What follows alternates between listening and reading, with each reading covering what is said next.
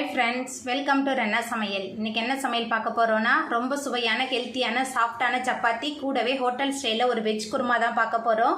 ரெண்டுமே ரொம்ப சுவையாக இருக்கும். எளிமையான முறையில் ரொம்ப ஹெல்த்தியாக செஞ்சிடலாம். எல்லா காய்கறியும் போட்டு செஞ்சுருக்கனால இந்த குருமா ரொம்ப சுவையாக இருக்கும். குழந்தைங்க ரொம்ப விரும்பி சாப்பிடுவாங்க. அந்த சுவையான சாஃப்டான சப்பாத்தி வெஜ் குருமா ஹோட்டல் ஸ்டைலில் எப்படி செய்கிறதுன்னு வாங்க பார்த்துடலாம். சப்பாத்தி பண்ணுறதுக்கு 1/2 கிலோ அளவுக்கு நான் கோதுமை மாவு எடுத்திருக்கேன். கோதுமை மாவு சேர்த்துக்கலாம். அதுக்கப்புறமா கொஞ்சமாக உப்பு சேர்த்துக்கலாம். உப்பு சேர்த்துட்டு நல்லா கலந்து விட்டுடலாம்.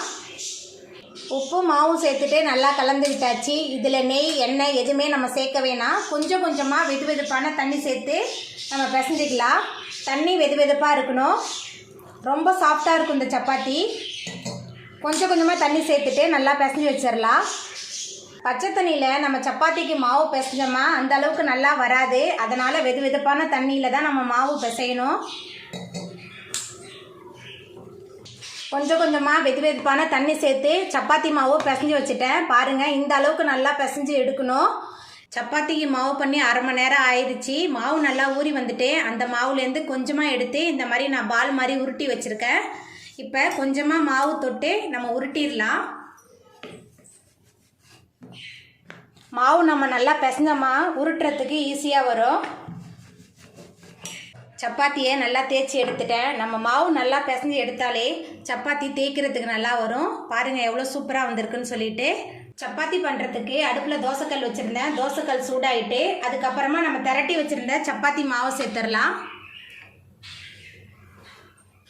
சப்பாத்தி பண்ணுறதுக்கு நம்ம நெய் எண்ணெய் எதுவுமே சேர்க்கல. ஆனால் சப்பாத்தி பாருங்கள் அங்கங்கே நல்லா உப்பி வருது.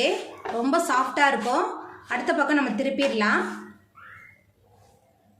சப்பாத்தி 2 பக்கமுமே நல்லா வெந்து வந்துருச்சு. இப்போ நம்ம எடுத்துடலாம். இதே மாதிரி எல்லா சப்பாத்தியும் நம்ம போட்டு எடுத்துக்கலாம். வெஜிடபிள் குருமா பண்ணுறதுக்கு 3 டேபிள் ஸ்பூன் அளவுக்கு எண்ணெய் சேர்த்துக்கலாம். எண்ணெய் சூடாகி வரட்டும். எண்ணெய் சூடாயிட்டு இதில் பட்டை கிராம்பு ஏலக்காய் மராட்டி மொக்கு சேர்த்துக்கலாம். பட்டை கிராம்பு ஏலக்காய் நல்லா பொரிய ஆரம்பிச்சிருச்சு. பொடியாக நறுக்குன 2 பெரிய வெங்காயம் சேர்த்துக்கலாம். வெங்காயம் சேர்த்துட்டு நல்லா வதக்கிடலாம். வெங்காயம் நல்லா வதங்கணும். வெங்காயம் நல்லா வதங்கி வந்துருச்சு. அதுக்கப்புறமா கொஞ்சமாக கருவேப்பிலை சேர்த்துக்கலாம். கூடவே மிக்சியில் சேர்த்து அரைச்ச ஒரு தக்காளி விழுது எல்லாத்தையும் சேர்த்துட்டு நல்லா வதக்கிடலாம். தக்காளி விழுது சேர்த்துட்டு நல்லா கலந்து விட்டு வதக்கியாச்சு. அதுக்கப்புறமா 1 டேபிள் ஸ்பூன் அளவுக்கு இஞ்சி பூண்டு விழுது சேர்த்துடலாம். இஞ்சி பூண்டோட பச்சை வாசனை போகிற அளவுக்கு நல்லா வதக்கிடலாம். இஞ்சி பூண்டோட பச்சை வாசனை போகிற அளவுக்கு நல்லா வதங்கி வந்துருச்சு. அதுக்கப்புறமா இதில் நம்ம நறுக்கி வச்சுருக்க காயெல்லாம் சேர்த்துடலாம். பீன்ஸ் சேர்த்துக்கலாம். 1 கேரட், அதுக்கப்புறமா 1 கப் பச்சை பட்டாணி சேர்த்துக்கலாம். கடைசியாக உருளைக்கிழங்கு சேர்த்துக்கலாம். காய் எல்லாத்தையுமே நான் நீல வாக்கில் நறுக்கி வச்சுருக்கேன். காய் சேர்த்துட்டு நல்லா கலந்து விட்டுடலாம். வெஜ் குருமா ரொம்ப சுவையாக இருக்கும். சப்பாத்தி பூரி அதுக்கப்புறமா சாயத்தோட கலந்தும் சாப்பிட்லாம். மதியானம் சாயத்துக்கு நம்ம ரெடி பண்ணி வச்சுக்கிட்டோமா நைட்டு இட்லி தோசை சப்பாத்தி எல்லாத்துக்குமே தொட்டு சாப்பிட்றதுக்கு ரொம்ப சுவையாக இருக்கும் இந்த வெஜிடபிள் குருமா. இந்த காயோட நூட்கோல் அதுக்கப்புறம் காலிஃப்ளவர் எது போட்டு செஞ்சாலுமே வெஜ் குருமா நல்ல சுவையாக இருக்கும். நம்ம சேர்த்த காயெலாம் நல்லா வதங்கி வந்துருச்சு. அதுக்கப்புறமா இதில் நம்ம மசாலா தூள்லாம் சேர்த்துக்கலாம். குழம்பு மிளகாய் தூள் 2 டேபிள் ஸ்பூன் சேர்க்குறேன். உங்கள் காரத்துக்கு தகுந்த மாதிரி சேர்த்துக்கோங்க. அதுக்கப்புறமா 1 டேபிள் ஸ்பூன் அளவுக்கு கரம் மசாலா, உப்பு சேர்த்துக்கலாம். கூடவே கொஞ்சமாக மஞ்சத்தூள் சேர்த்துக்கலாம். சேர்த்துட்டு எல்லாத்தையும் நல்லா கலந்து விட்டு வதக்கலாம். காய்கறி மசாலா எல்லாமே சேர்ந்து நல்லா கலந்து வதங்கணும். நல்லா வதக்கிடலாம். மசாலா காயெலாம் சேர்த்துட்டு நல்லா கலந்து விட்டு வதக்கியாச்சு. இப்போ இதில் தண்ணி சேர்த்துக்கலாம்.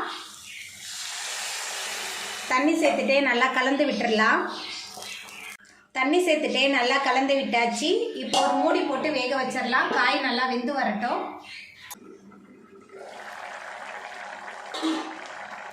காயெல்லாம் பாதி அளவுக்கு குருமாவுக்கு நல்லா வெந்து வந்துருச்சு.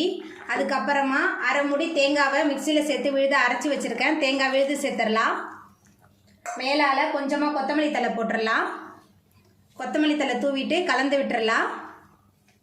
அதுக்கப்புறமா மறுபடியும் மூடி போட்டுடலாம். எல்லாமே சேர்ந்து நல்லா கொதிச்சு வரட்டும்.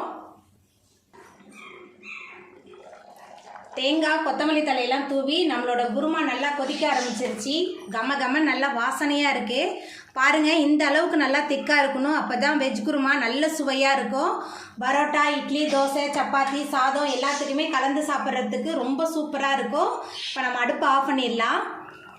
அவ்வளோதாங்க, ரொம்ப சுவையான சாஃப்டான chapati hotel style veg kurma ready ஆகிட்டு. இந்த சுவையான சாஃப்டான சப்பாத்தி வெஜ் குருமாவை நீங்களும் உங்கள் வீட்டில் செஞ்சு பாருங்கள். இந்த வீடியோ உங்களுக்கு பிடிச்சிருந்தா லைக் பண்ணுங்கள், ஷேர் பண்ணுங்கள், கமெண்ட் பண்ணுங்கள், சப்ஸ்கிரைப் பண்ணுங்கள். அப்படியே பக்கத்தில் உள்ள பெல் பட்டனையும் கிளிக் பண்ணிடுங்க. நன்றி.